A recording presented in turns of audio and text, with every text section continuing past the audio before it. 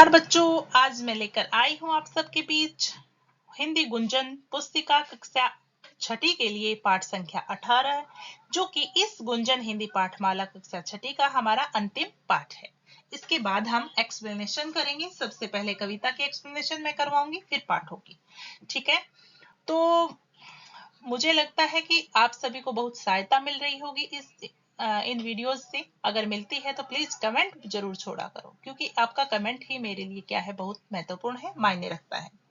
आइए देखते हैं, ये पाठ का नाम है बोध। बोध का अर्थ होता है बच्चों ज्ञान, जानकारी। तो ये कहानी है जो कि मुंशी प्रेमचंद द्वारा लिखित है।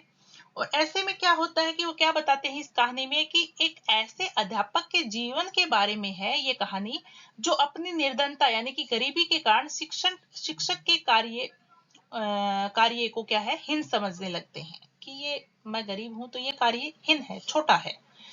पर अपने शिष्यों को बड़े परिश्रम और लगन से पढ़ाते हैं। वे अपनी तुलना पड़ोसी हेड कांस्टेबल ठाकुर अतिबल सिंह और सिहायन सिंह मुंशी बैजनाथ से करते थे, जो इधर उधर की कमाई करके धनी और सुखमय जीवन बिताते थे। परंतु कि एक बार तीनों जो है वो अयोध्या यात्रा पर निकले। तब पंडित चंद्रधर ने अनुभव किया कि ठाकुर साहब और मुंशी जी का कोई सम्मान नहीं करता। यात्रा के दौरान गाड़ी में उन्हें नीचे बैठ जाने को कहता तो कोई उन्हें जबान संभाल कर बात करने को कहता। और आगे आगे क्या हो कि ठाकुर साहब जब गाड़ी से उतरने लगे तो उन्हें ऐसा धक्का दिया कि बेचारे प्लेटफॉर्म पर ही गिर पड़े। अयोध्या पहुंचने पर उन लोगों को कहीं ठहरने की जगह भी नहीं मिली। मौसम खराब हो चुका था, बिजली चमकने लगी और बूंदें गिरने लगी। बच्चे रोने लगे। सब परेशान थे कि कहाँ जाएं। परेशान तो हो ही जाते हैं ऐसे माहौल में। फिर क्या हुआ, संकट की इस घड़ी में पंडित जी का एक ही शिष्य कृपा शंकर सबका आदर सत्कार करता है। उसकी सेवा और भक्ति भाव से पंडित चंद्रधर ही नहीं, उन्हें दोनों पड़ोसी भी प्रभावित हो जाते हैं। तब चंद्रधर सोचते हैं, शिक्षण से श्रेष्ठ कोई अन्य कार्य नहीं है। यह भौतिक मूल्यों पर नैतिक मूल्यों की विजय है कि शिक्षा जो है, शिक्षण जो है, वो एक मान सम्मान का कार्य है। ठीक है, क्योंकि रिस्पेक्ट मिलती है। मुझे भी बहुत अच्छा लगता है, मेरे विद्यार्थी मिलते हैं तब बहुत रिस्पेक्ट देते हैं, बहुत खुश होती हूँ मैं। तो शिक्षण का कार्य जो है वो हम गर्व से छाती चौड़ी करके कि हम कुछ सिखा रहे हैं। पर शिक्षक का कार्य क्या होता है कि वो एक सही दिशा में बच्चों को सही सिखाए, कुछ गलत ना सिखाए। ठीक है, तो इस प्रकार से ऐसा उनके साथ होता है और ये कहानी बहुत अच्छी है। अब हम करते हैं प्रश्न उत्तर। पाठबोध मौखिक प्रश्न। क, पंडित चंद्रधर क्यों पछताते थे? पहले पछताते थे ना, तो वो क्यों? तो पंडित चंद्रधर शिक्षक होने के कारण पछताते थे क्योंकि उनकी आमदनी, उनकी तनख्वाह, सैलरी जो है वो बहुत कम थी, इसलिए। ख, वे मुंशी जी और ठाकुर जी के व्यवहार को क्यों सहन करते थे? तो पंडित चंद्रधर अपने पड़ोसी मुंशी जी और ठाकुर जी के व्यवहार को इसलिए सहन करते थे क्योंकि वे कभी कभी पंडित जी के घर आटा, दूध और सब्जी आदि भेज देते, जिससे पंडित जी के बच्चे भी ढंग से खा पी लेते थे, इसलिए वो सहन करते थे। ग, मुसाफिरों ने ठाकुर साहब के साथ कैसा व्यवहार किया? तो मुसाफिरों ने ठाकुर साहब के साथ बुरा व्यवहार किया। एक यात्री ने उन्हें नीचे बैठ जाने को कहा। दो यात्रियों ने उनका सामान उठाकर जमीन पर फेंक दिया। जब दरोगा की गाड़ी से उतरने लगे तो उन्हें ऐसा धक्का दिया कि बेचारे प्लेटफॉर्म पर ही गिर पड़े। फिर है, मुसाफिरों ने दरोगा जी को जगह क्यों नहीं दी? तो मुसाफिरों ने दरोगा जी को जगह इसलिए नहीं दी क्योंकि एक व्यक्ति पर उन्होंने जासूसी का आरोप लगाया था और एक को गांव के मेले में बिना बात डंडे लगाए थे। दरोगा मतलब पुलिस वाला था वो, इसलिए वे उसके द्वारा किए गए दुर्व्यवहार का बदला लेना चाहते थे, इसलिए दरोगा जी को जगह नहीं दी। ठीक है, और जो टीचर थे, गुरु थे चंद्रधर, उनका बहुत ही मान सम्मान हुआ और उनके कारण उन दोनों की भी आवभगत हुई। तो एक शिक्षक के आधार पर मुसाफिरों ने उनको चंद्रधर जी को क्या है कि उच्च सम्मान दिया है। लिखित क, पंडित जी ने अपने छात्रों से कैसा व्यवहार करते थे? पंडित जी अपने छात्रों से प्रेम पूर्ण व्यवहार करते थे और उन्हें मन लगाकर पढ़ाते थे। ठीक है, बहुत प्यार करते थे। वैसे एक सच्चा शिक्षक जो होता है वो अपने छात्र छात्राओं से, अपने विद्यार्थियों से बहुत प्रेम करते हैं कि मन लगाकर पढ़ाते हैं। फिर है ख, अपमान के जहर को अमृत समझकर पी जाते। इसका क्या अर्थ है? तो यह वाक्य पंडित चंद्रधर के लिए कहा गया है कि वे मुंशी जी और ठाकुर जी के अपमानजनक शब्दों को चुपचाप सहन कर लेते थे, क्योंकि उन्हें यहाँ से कभी-कभी आटा, दूध, सब्जी आदि मिल जाती थी। इन चीजों से उनकी सहायता हो जाती थी कुछ, इसलिए अपमान के जहर को भी अमृत समझकर वो पी जाते थे कि वो जो कुछ बोलते थे सहन कर लेते थे। मैं खूब पहचानता हूँ। डॉक्टर चोखेलाल के कथन का क्या अभिप्राय था? डॉक्टर चोखेलाल के इस कथन का अभिप्राय था कि वे उन्हें अच्छी तरह जानते हैं। कचहरी में लगान भरने जाने पर मुंशी बैजनाथ डांट डपट कर पहले अपने पैसे रखवाते, फिर लगान के। चोखेलाल इसे ठीक नहीं समझते थे, पर मजबूरी में उनको रुपए देने पड़ते थे, इसलिए खूब पहचानता हूँ। इसलिए डॉक्टर ने उनके बारे में कहा। आगे घ है, कृपा शंकर हाथ बांधे सेवक की भांति दौड़ता था। क्यों? तो कृपा शंकर जो है वो अपने अध्यापक का बहुत आदर करता था, क्योंकि वे बड़े प्रेम से अपने शिष्यों को पढ़ाते थे। आज कृपा शंकर को अवसर मिला था कि वह अपने गुरु की कुछ सेवा कर सके, इसलिए वह सेवक की भांति उनकी सेवा कर रहा था और उसमें कोई कमी नहीं रहने देना चाहता था। इसलिए कृपा शंकर जो है वो हाथ बांधे सेवक की बातें दौड़ता था। अब है आशय स्पष्टीकरण। पंडित जी ने आज शिक्षक का गौरव समझा। उन्हें आज इस पद की महानता ज्ञात हुई। इसका आशय क्या है इस पंक्ति का? तो अपने एक पुराने शिष्य से मिलने पर आदर सम्मान के कारण पंडित जी अपने अध्यापक होने के पछतावे को भूल गए कि मैं एक अध्यापक हूँ। वे शिक्षक के गौरव को समझ गए, क्योंकि पहले पछताते थे कि मुझे इतनी आमदनी नहीं मिलती, आमदनी कम है। और आज जब उनको मान सम्मान मिला तो वो भूल गए कि मुझे कम आमदनी मिलती है, क्योंकि मान सम्मान ही है जो कि इंसान को ऊंचा बनाती है। तो आज पंडित जी को ऊंचा बना दिया था उनके मान सम्मान ने, इसलिए वो गौरवान्वित महसूस कर रहे थे। अब है सही विकल्प चुनकर सही का निशान लगाइए। पंडित जी अपने अध्यापक होने के बारे में क्या सोचते थे? क्या सोचते थे? कि बहुत कम आमदनी है, ठीक है, पैसा बहुत कम मिलता है, ऐसा सोचते थे। पंडित जी ठाकुर साहब और मुंशी जी के साथ यात्रा पर जाने के लिए क्यों तैयार हो गए? तो वे लोग पंडित जी का खर्च देने को तैयार थे कि हम आपका खर्चा हम देंगे, चलो हमारे साथ चलिए, ठीक है। इस प्रकार वो तैयार हो गए, वरना वो एक गरीब ही शिक्षक थे। पंडित जी के शिष्य उनका आदर करते थे। क्यों?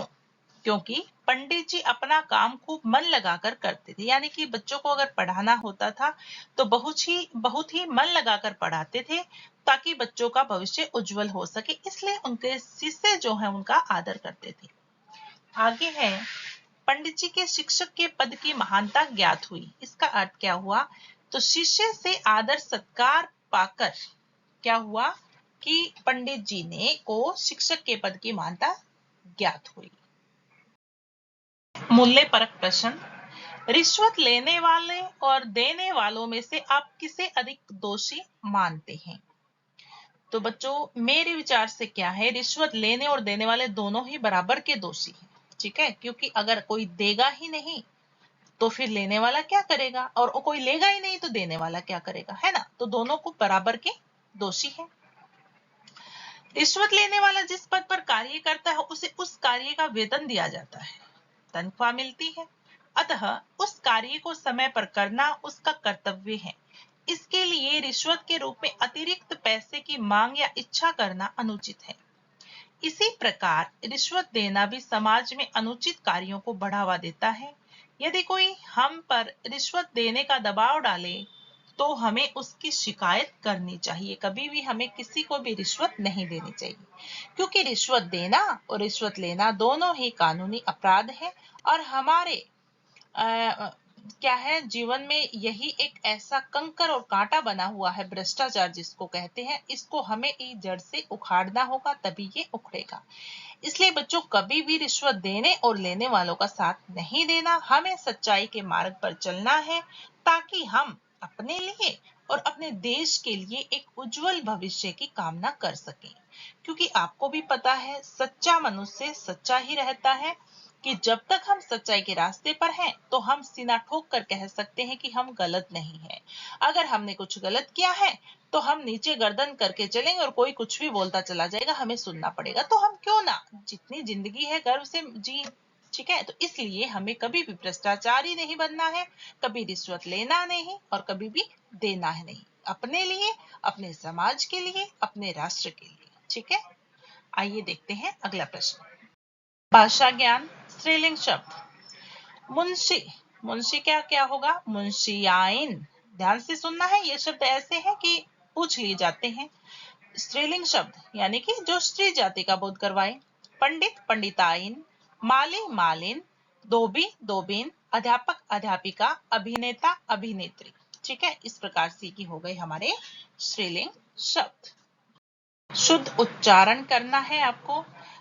अच्छे इसका बताना है क्या कि अर्थ क्या होता है। एक तो होता है सजा। एक सजा का अर्थ होता है सजाया हुआ कि संवरा हुआ, संवारा हुआ।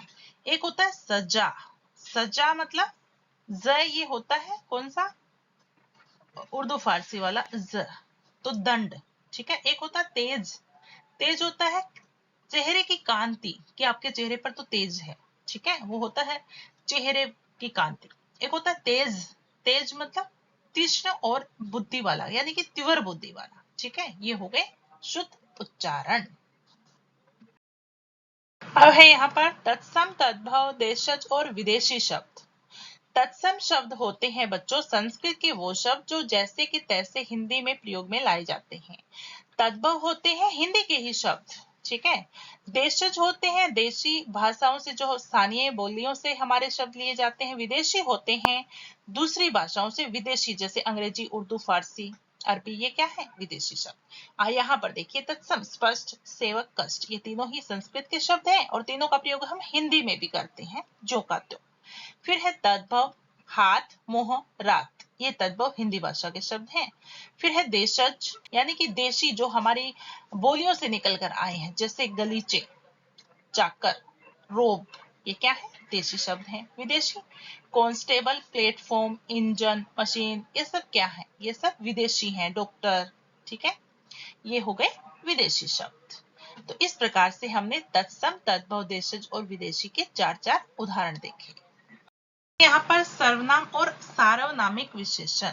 ठीक है, तो देखो बच्चों, सर्वनाम और सार्वनामिक विशेषण। सर्वनाम तो वो होता है जो संज्ञा के स्थान पर प्रयोग में लाया जाता है। सार्वनामिक विशेषण वो होता है जो विशेषण से पहले आकर उसकी विशेषता बताता है। देखिए यहाँ पर, यह लड़की बहुत चतुर है, तो इसमें यह जो है वो क्या है? यह लड़की, लड़की की तरफ इशारा किया है। ठीक है, संकेत करते हुए सार्वनामिक विशेषण।